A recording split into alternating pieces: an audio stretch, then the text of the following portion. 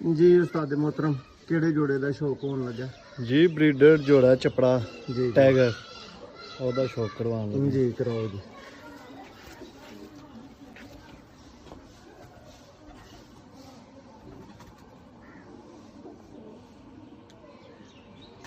जी दोस्तों अख का शौक करो,